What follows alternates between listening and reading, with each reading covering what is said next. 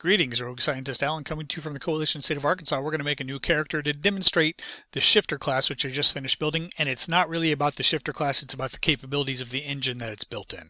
So we're going to pick some options here, and I'm going to pause this to kind of make all the boring selections that take a lot of time. So we are going to make a human test character and Shifter, and you see these initial stats are just carryover. Now we have the human shifter. Now we have all these selections that popped up. I just want to point out that magic, we get a bunch of spells as a shifter, which I didn't realize, and then we get to pick one. So you can pick one from all first level for being a first level character. That's cool and all, but we're going to choose some options that are going to change this. I just want you to see that it exists. It looks like these are all invocation at level 1 spells. So we're going to go over here to shifter. Here's all the details. All the class abilities and whatnot. You can add a familiar, which would, let's see, we don't have hit points yet, do we? No. So we'll show that when we do some dice rolls. So link the supernatural, this is what took the most time. So you can actually make a pact, and this will be applied, of course, later on with the witch class as well. So let us look at what this does to you. So you see here we have 14 dice rolls to make, 13 skills, 8 and 1.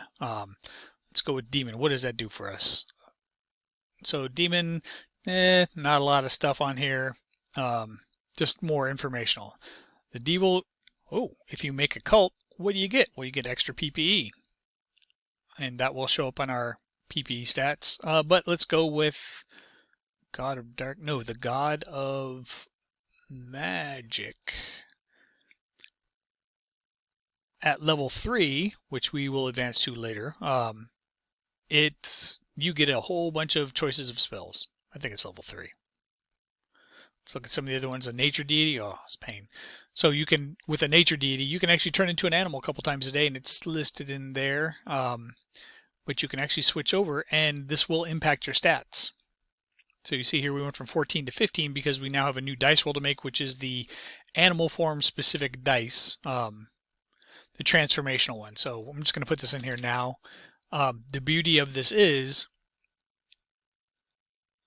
once you make the selection and you change back into, I'm back to my normal body form. We have 14 rolls to make. I go back to animal form. I don't have to re-roll that. So once you make that initial roll, it is persistent across. So if we choose the elemental, you say defaults to air, but you can pick, I want to be a water elemental, pact. So you go to magic, and notice how we went from the one non-dimensional spell. We now have a water elemental spell to pick at level 1. And when we advance to level 2, we'll be able to select from level 1 and 2 and then all the way up. So it's quite a versatile class that I didn't really consider at first. But let us go over to, what could we, what's it? Now let's, God of Darkness, somebody over here. So worthy the warrior god. So this is interesting because as long as you're worthy, you get a free hand-to-hand martial arts skill. So I had to integrate that into my hand-to-hand picker. So it's up at the top here. You see right now as a shifter, you automatically get hand-to-hand training basic for free.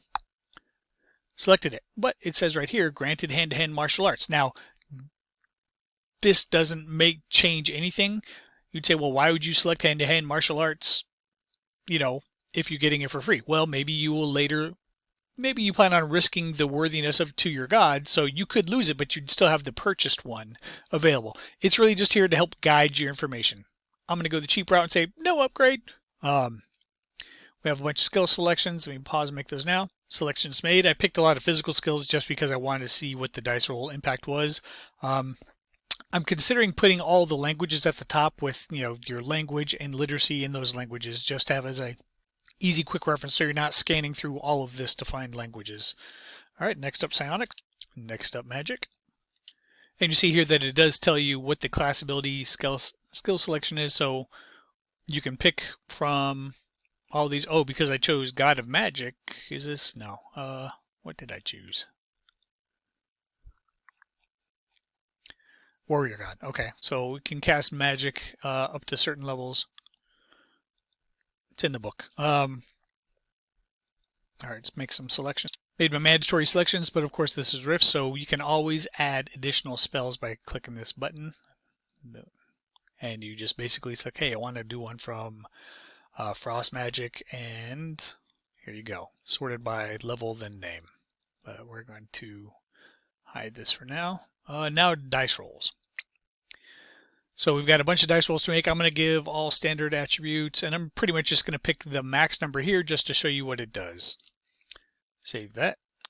Go back to the character sheet. So this is a change from the last video I made. So I've kind of worked on the UI a little bit. It's not my strong point, but it's more well organized.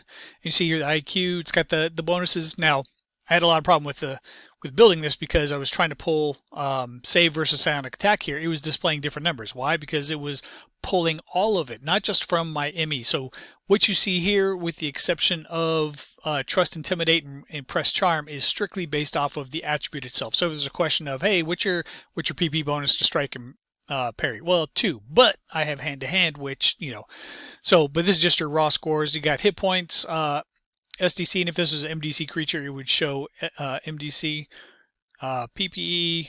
Oh, and let me turn that off real quick. Turn off trace mechanics so that way we don't get that hover every time I go over there blocking us. All right, so if you're an MD creature, these two go away, and MD will be showing up there. So speed of 34. We've got how many feet per action, how many feet per melee, and how many miles per hour, which 34, if 22 speed is equal to 15 miles an hour, that seems about right. Standard human, they can leap from a standstill 4 feet high, 5 feet, or with a running start 20% more. All right, so feel like we're good. Let's advance up to level 3. Now it's going to make me pick some more. I'm just going to do this really quickly without looking, and it does tell you what you've already got there, which is pretty convenient. Do some dice rolls. We got 6, 12. Save, and one more time. I can't remember if this one gives us a bonus at level 3 or not, but get some skills, get some more magic, and more dice rolls. So overall, it's working well, and let's see how this looks if we try and print it. Okay, so it does not look good printed. That's a future project. I got this part working today, so I'll work on making that a little bit more printer friendly in the future. But remember, the entire goal is not to have something that you can print out. This is a dynamic character sheet that allows you to make changes, which is what it's been all about. Make changes to see what happens. I'm gonna go with God of Magic. What changes happen? It's one of these, I swear, changes at level 3. Is it Devil? No. Anyways, yeah, there's some additional stats in it, whatnot.